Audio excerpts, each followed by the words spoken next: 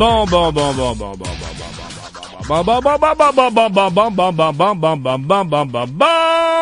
Je suis un bipolaire, bipolaire, et je vais demander à mon psychiatre préféré s'il y a de quoi faire avec moi comme bipolaire. Doc Mayou, un bipolaire comme moi, c'est-tu sauvable ou pas? Ben non, j'ai aucune raison de croire que t'es bipolaire.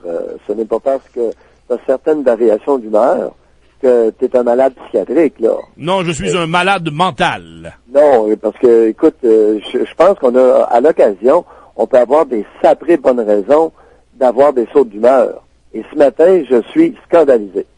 Ah oui, pourquoi? Gary, ça n'a pas de bon sens. Depuis que j'ai lu le Journal de Montréal en fin de semaine, là, édition de vendredi matin, j'avais hâte qu'on se parle ce matin.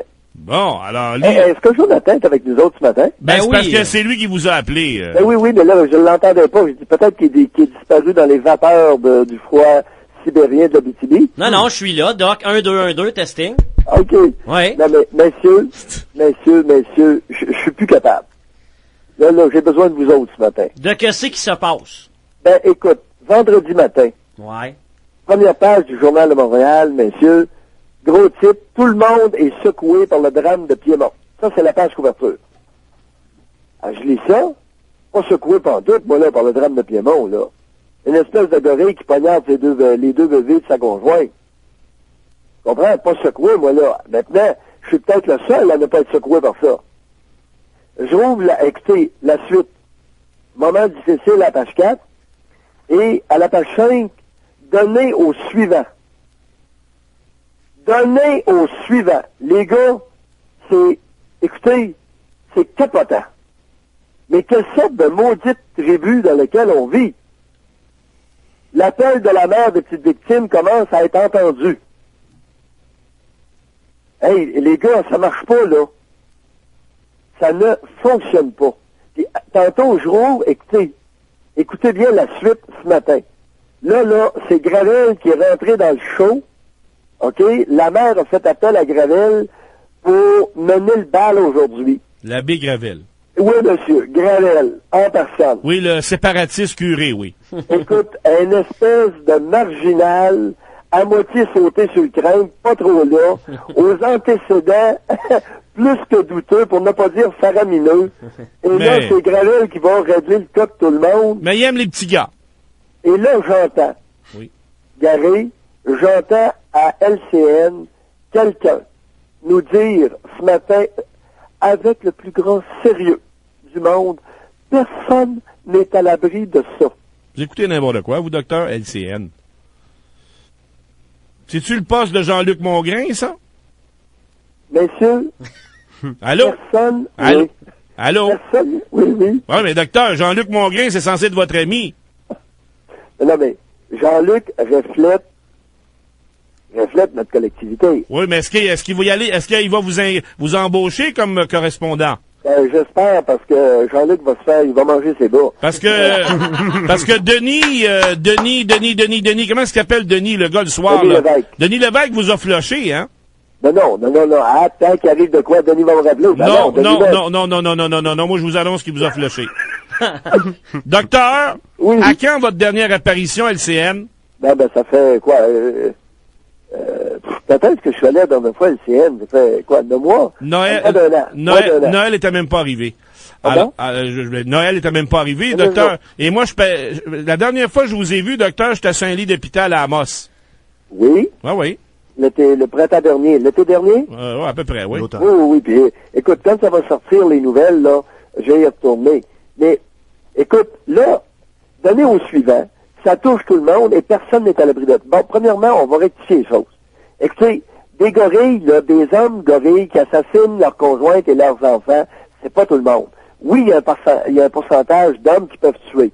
Mais, mesdames, ce matin, là, on va rectifier les choses, soyons sérieux. Les hommes ne sont pas tous des maudits gorilles. OK? Mais oui, il y en a. Et c'est pas écrit dans la face de personne.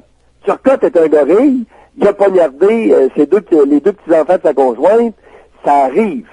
Il y a une gang de femmes qui mangent des volets, et puis il y a une gang de femmes dont le conjoint contemple les en maudire une, puis même les tuer. Correct. Mais c'est pas tout le monde, là. Alors, c'est important, quand on nous dit personne n'est à l'abri de ça, non, un instant. Un instant. Mais- C'est peindre l'homme comme étant un maudit primitif. Mais docteur, Oui. le couple en question, le beau petit couple donné au suivant, là, c'est pas un couple de médecins hautement cotés à Saint-Jérôme, ça? Exact. Mais les hommes gorilles sont indétectables. Et plus ils sont doux, plus ils sont complimenteux, plus ils sont rampeux, plus ils sont dangereux. Le club des bites molles est inquiétant. Alors, un gars qui a une grande gueule, puis qui s'exprime, puis qui est capable d'être agressif quand c'est le temps, ça, c'est pas un gorille. C'est pas ça, un gorille, mesdames. Un gorille, là, c'est un mangeux de batte. C'est quelqu'un qui a toujours le petit compliment pour tout le monde, qui est fin avec la visite. C'est toutes sortes d'histoires comme ça, là. Mais Doc, j'ai une question sur le gorille. Est-ce que c'est un petit manège qui est très clair dans sa tête ou c'est des choses qui arrivent à brûle-pourpoint sans nécessairement avoir prévu ça? Comment ça se passe dans la tête du gorille?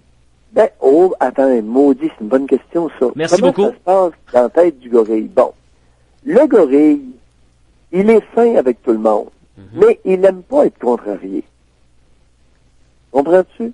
Il n'aime pas être contrarié. Monsieur le docteur, d'ailleurs, les deux professions, messieurs, calvaire, où il y a le plus de batteurs de femmes, savez-vous lesquelles, les deux professions? Selon Statistique Canada? C'est les médecins et les policiers. Saviez-vous ça? Ben, Les médecins et les polices. Ouais. C'est dans ces deux professions-là qu'il y a le plus d'hommes batteurs de femmes. C'est pas les seules professions, mais c'est là où il y en a le plus. OK. Parce que ce sont du monde fin, puis ils n'aiment pas être contrariés. Ils peuvent devenir gorilles. Maintenant, quand on nous dit à la page 5 du Journal de Montréal que ça touche tout le monde, ce drame-là, j'ai une mauvaise nouvelle ce matin. Moi, ça me touche pas, pas en tout. Alors, j'aimerais savoir, messieurs, vous êtes trois à la Béthanie-Témiscamingue, est-ce que ce drame-là vous touche? Ben, est-ce que ça me touche personnellement? La réponse est non, mais quand je vous entends dire que personne n'est à l'abri de ça, ben ça fait juste me prouver que on sait jamais vraiment qui est en face de nous. Bon, ça c'est vrai. Ouais. Ça c'est vrai. Mais si dans personne, Gary, est-ce que ça te touche cette histoire-là? Hein?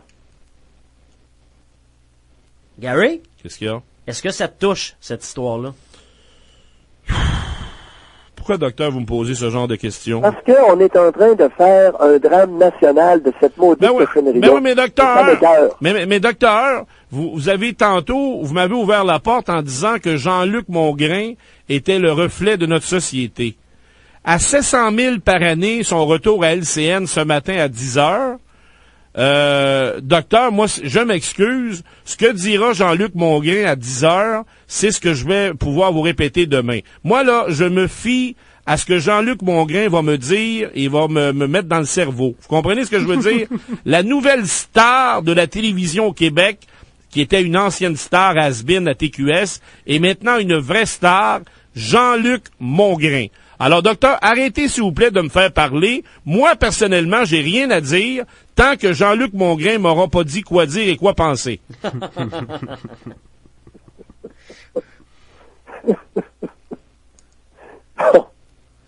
Mais c'est parce que... Et en coup, docteur, Oui. excusez-moi, j'avais une virgule, j'ai mis une virgule.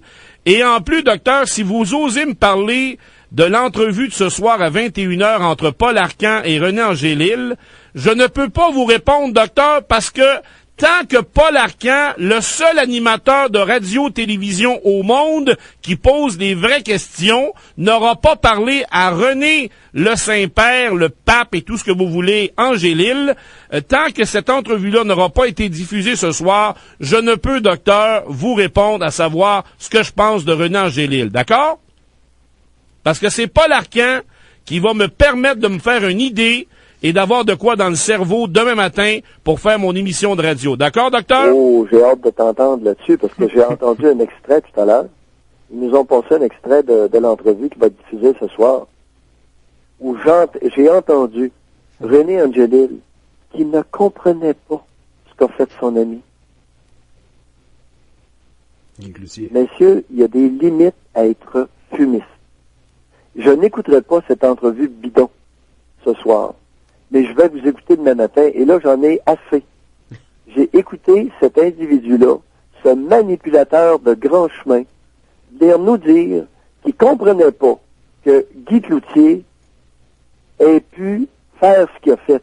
Écoute, il va falloir que quelqu'un le prenne par la main, ce niaiseux-là, puis lui dise, écoute René, il y a des hommes qui aiment ça, fourrer des petites potes de bois. Oui, mais docteur, je me fiais, moi, sur ce grand journaliste, animateur de radio, de télévision, cette grande vedette du Québec, la référence Paul Arcand! Je me fiais sur lui, docteur. Et ce soir, je lui donne une dernière chance. Ce soir, je serai, moi, devant assis sur mon Chesterfield, à écouter sur ma 57 pouces, ce gros, parce qu'il est encore plus gros dans ma TV, ce gros Paul Arcand, avec le Saint-Père, avec le pape, un homme sans tache, un homme qui va aller au ciel direct, René Angélil, le docteur. Voyons donc. Oui. Ben oui. Alors, c'est pathétique. Écoute, quand un type de l'âge de René Angelil vient nous dire le plus sérieusement du monde qu'il comprend pas le comportement de Guy Cloutier, écoute, c'est tellement simple. Ben oui, j'écoute. Il y a des hommes, peu importe le niveau d'intelligence, qui sont plus excités sexuellement par une enfant que par une femme adulte. OK. Aviez-vous fini sur le drame de Piémont? Non. Ah oui, allez-y. Non, j'écoute. Non. Non. C'est que, ce qui m'interpelle là-dedans, c'est qu'on est en train d'essayer de vouloir faire un drame collectif et des funérailles d'État pour ces deux enfants-là. Ben oui. Il y a quand même des limites. Il y a tout de même des limites à déresponsabiliser. Et la mère des enfants, il y a une chose que je vais vous dire, messieurs. Je vous tendrai pas longtemps avec ça, là. Il y a une affaire. La mère des enfants, la seule chose que je veux entendre d'elle, c'est sa part de responsabilité dans le drame qui est survenu.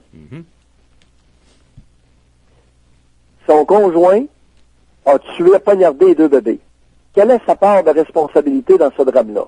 Le reste, là, elle peut s'empaler. Elle peut s'empaler. Un nouveau mot, oui. Oui, d'accord. Mais à quoi vous vous attendez comme réponse, Doc? Aucune idée. On est en train de nous lessiver. Là, Lucienne, si vous regardez, c'est uniquement ça dont il nous parle. Ben oui. Là, ils ont embarqué. Ben oui. C'est la plus vaste opération de déresponsabilisation dans un drame que j'ai vu à date dans ma vie. Ben moi aussi. Il y a des limites à manipuler notre collectivité. Ben oui, mais docteur. Et c'est le plus grand exercice de manipulation que j'ai jamais vu. Ben oui, mais docteur, est-ce que vous êtes surpris de cela? Pardon? Est-ce que vous êtes surpris de cela? Est-ce que je suis? Surpris de cela. Oui. Je ne croyais pas que... Non, je suis vraiment surpris. De vous faire manipuler? Non, de voir le traitement. Une femme de ce niveau d'intelligence-là, avec Gravel, essaie de se déresponsabiliser en nous utilisant collectivement. Ben oui. J'ai juste envie d'être obscène ce matin. Ben, allez-y, docteur, allez-vous. Je trouve ça disgracieux. Baissez vos culottes, allez-y. Je trouve ça absolument disgracieux. Ben oui. Ben, indirectement, Doc, est-ce que vous êtes en train de nous dire que c'est fort possible que ce soit de sa faute, ce qui s'est passé? Non, attendez un peu. Elle a une part de responsabilité là-dedans. Alors, qu'elle aille s'interroger avec ses psys sur sa part de responsabilité. Ouais. Qu'elle encaisse et qu'elle cale sa tuque, qu'elle nous écœure pas. Oui, mais docteur, êtes-vous là, docteur? Allô? Hey, docteur? Oui. Hier soir, à Tout le monde en parle, avec Guilla Lepage, un autre grand animateur de télévision de ce bon peuple, de cette belle tribu québécoise, votre bon ami Guilla Lepage qui vous a traîné dans le bout et qui vous traîne devant les tribunaux. Alors Guilla Lepage, hier soir, recevait la présidente de l'Ordre des psychologues du Québec, la belle Rose-Aimée Charret. Et qu'a-t-elle dit? Oh, docteur, voulez-vous arrêter de niaiser puis écouter la TV de temps en temps et vous mettre au parfum de ce peuple québécois? Non, j'avais pas de temps à perdre. Alors, qu'est-ce qu'on est ressorti? Ben oui, moi, je suis un perroquet, je suis obligé de toujours répéter au docteur Mayou et répéter ce qui se dit à la TV. Je commence à être tanné un petit peu, docteur. Ah, mais est-ce que ça t'a plu? Docteur, Oui. Docteur, c'est de la marde.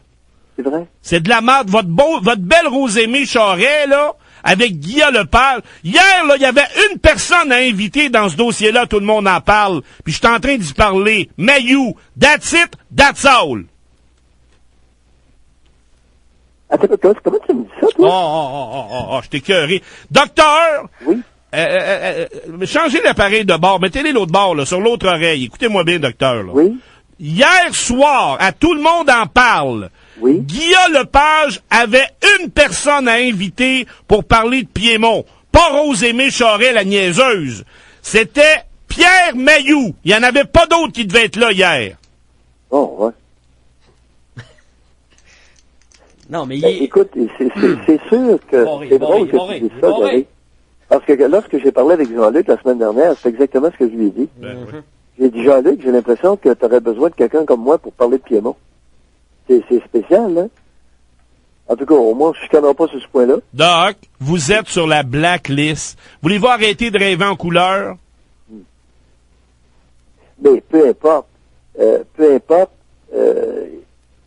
pour ce qui est de souligner à la collectivité des dérapages collectifs, je me fais confiance. Docteur. Et là, il y a un dérapage collectif qui est insensé. Oui, mais docteur, grâce à RNC Média, qui vous envoie un chèque lucratif une fois par mois, grâce à Radio Nord, Rénal Brière, Robert Bob HB, heureusement que vous êtes encore sur les ondes. Parce que sans ça, Doc, là, vous seriez tout seul avec vos chevaux à Trois-Rivières à niaiser par leur parler d'un grand dedans. Ouais. Ouais, c'est ça. Intéressant, chef Gary. C'est gentil de ta part. Maintenant, oui, c'est... Et attends un peu, si on profitait de ça, Gary, pour en tirer quelque chose, c'est que ce que j'ai et que beaucoup de monde n'ont pas, c'est le sens critique.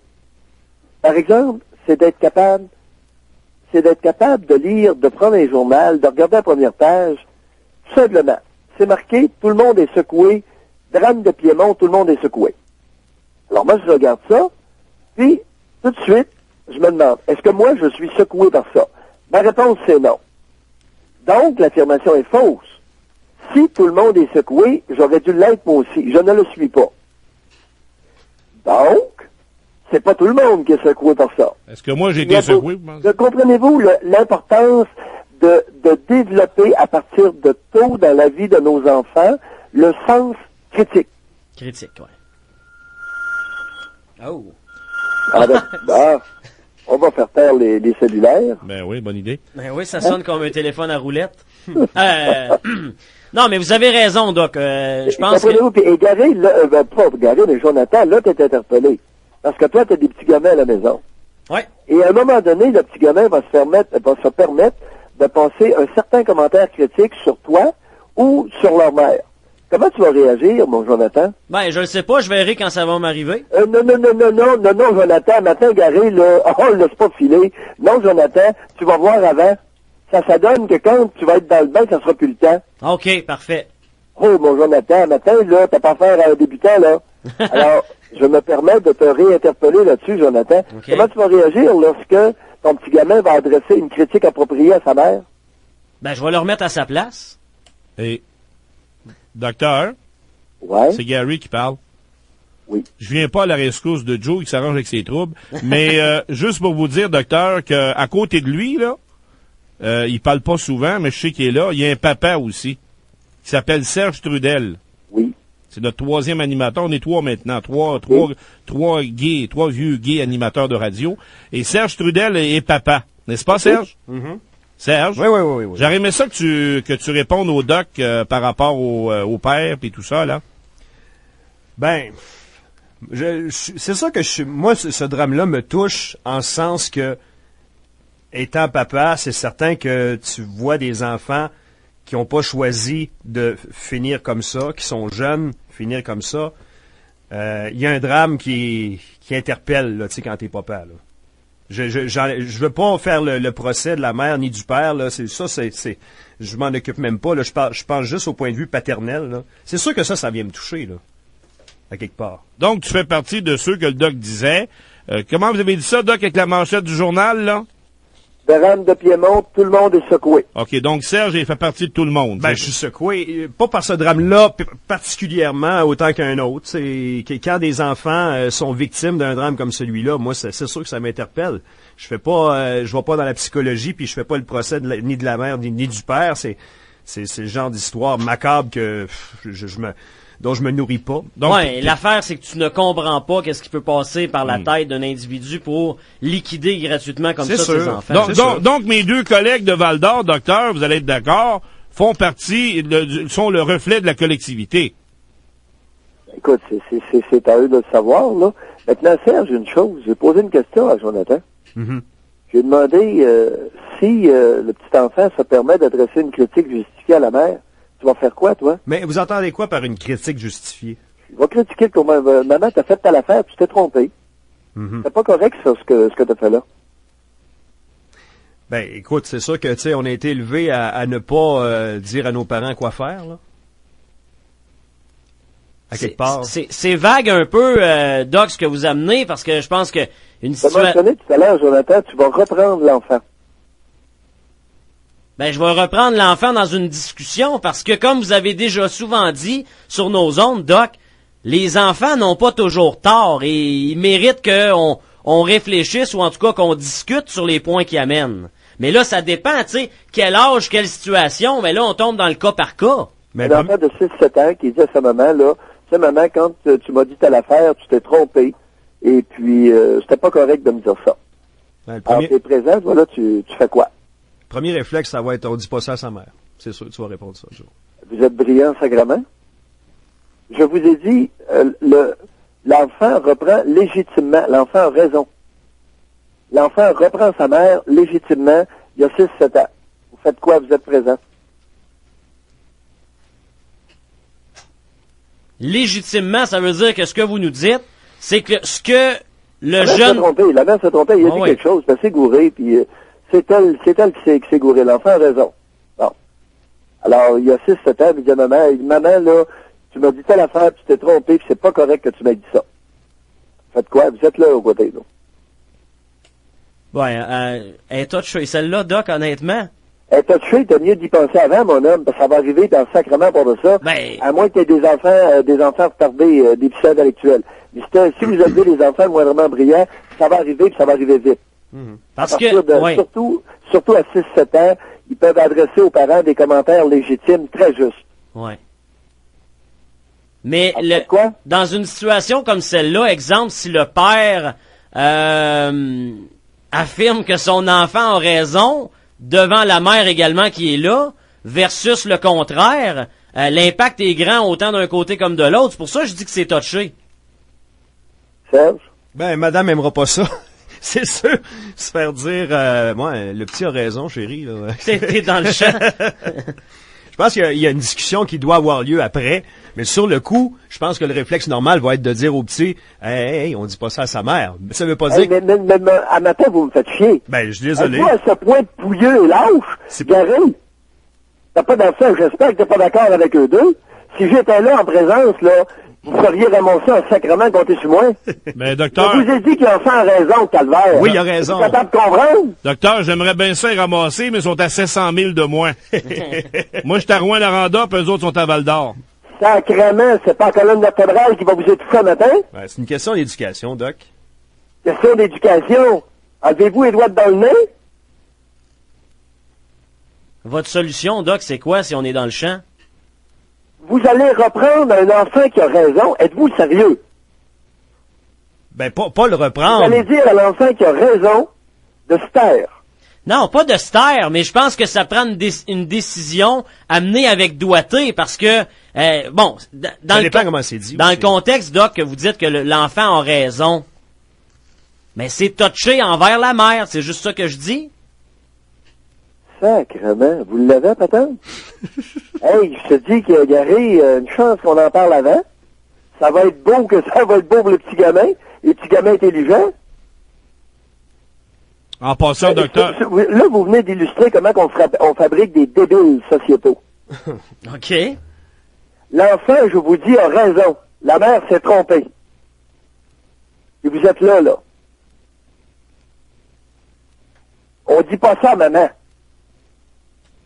Êtes-vous tombé sur la tête un matin? Quelle sorte de tribu vous allez engendrer? Puis vous venez vous prétendre être des papas? Maudite coupe de couille molle. Non, on fait notre possible, Doc. On fait notre possible. Regarde la couille molle, on fait notre possible. On fait notre possible. C'est pas faire son possible avec les enfants calvaires qu'il faut faire. C'est les bonnes choses. C'est des choses raisonnables. Docteur, voulez-vous Je arrêter? vous ai dit et répété que l'enfant était légitimé dans son propos. Docteur, voulez-vous arrêter? Capable d'allumer là-dessus? Oui, mais Sans Doc- être légitimé, ça veut dire avoir raison. Oui, Doc, mais je vous ai demandé, vous, là, vous feriez quoi devant une situation comme ça? Je la veux, la réponse. Est-ce que vous l'avez? Vous allez faire quoi devant une situation comme ça, après que le jeune qui a... Premièrement, tu observes la réaction de la mère. OK. OK? L'enfant s'adresse à sa mère. Ouais. Et là, la mère vous regarde, tu as vu que vous fassiez taire l'enfant. Tu regardes la mère, tu dis pas un mot. Et là, elle va être crue, elle va être en crise. Correct? Et après ça, là, elle va t'interpeller. Fait que là, tu dis, écoute, ma chouette, est-ce qu'il a raison ou s'il a tort? Tu vas pas appuyer de terminer mon autorité. Puis... Est-ce que l'enfant avait raison ou tort dans son propos? Et la nouille va comprendre. L'avez-vous compris? Ouais, ça fait du sens. La nouille va comprendre. Est-ce que notre enfant, peu importe son âge, avait raison ou avait tort? Oui, mais il est petit, il a 7 ans, puis il va nous monter sa tête. Hey!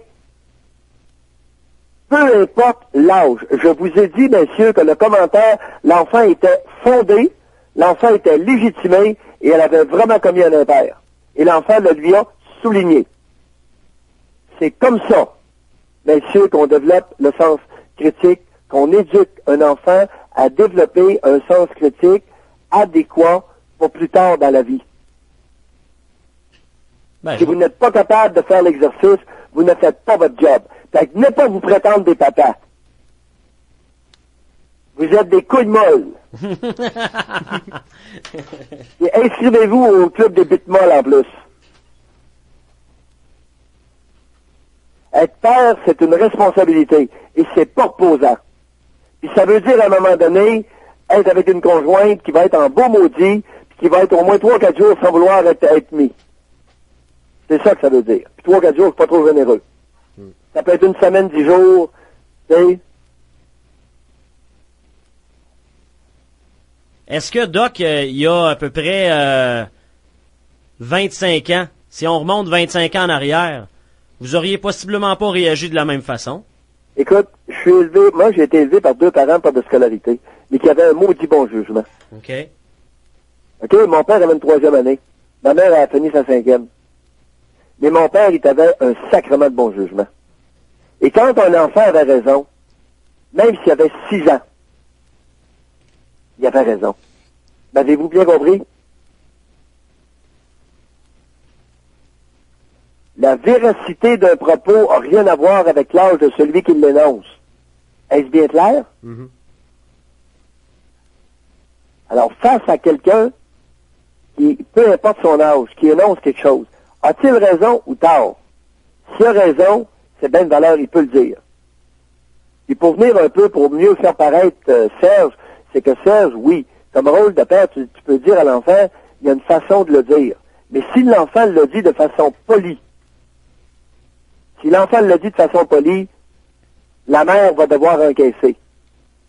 Parce que ça fait partie du processus éducatif d'un être humain dans la tribu québécoise.